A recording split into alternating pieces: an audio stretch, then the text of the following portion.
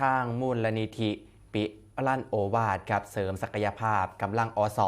มอบอุปกรณ์ป้องกันและบรรเทาสาธารณภัยพร้อมรับมือภัยพิบัติและเหตุฉุกเฉินครับที่กองบังคับการกองอาสารักษาดินแดนจังหวัดนครพนมว่าที่พันตรีอดีศักดิ์หน่อยสุวรรณผู้ว่าราชการจังหวัดนครพนมเป็นประธานในพิธีรับมอบเครื่องมือและก็อุปกรณ์ป้องกันและบรรเทาสาธารณภัยจากมูลนิธิปิลั่นโอวาทโดยมีดร.ไพบูลย์ปิลั่นโอวาทครับผู้บริหารและกรรมการมูลนิธิปิลั่นโอวาทพร้อมคณะนายนิมิตปัทมเจริญปลัดจังหวัดนครพนมเทศบาลเมืองนครพนมเขาร่วมเพื่อเป็นการสนับสนุนการปฏิบัติงานของกองร้อยอาสารักษาดินแดนจังหวัดนครพนมที่ 1ในการช่วยเหลือประชาชนเมื่อเกิดสาธารณภัยและเหตุฉุกเฉินในพื้นที่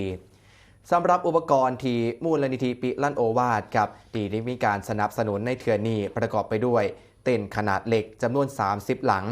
เปสนามแบบแขวนจำนวน30อันเลื่อยยนต์จำนวน2เครื่องชุดเครื่องมือช่างแบบกองร่วมสว่านจำนวน3สุดบันไดสูง2เมตรจำนวน2อันเชือกขนาดใหญ่จำนวน2ม้วนค้อนปอนจำนวน2อันเครื่องปั่นไฟขนาดเล็กชนิดใส่น้ำมันจำนวน1เครื่องและกะเสือลำล่องแขนยาวสีดำสกรีนตาอสจำนวน50ตัวซึ่งก็เป็นอุปกรณ์ที่มีความจำเป็นต่อการปฏิบัติภารกิจของกำลังพลอาสารักษาดินแดนครับ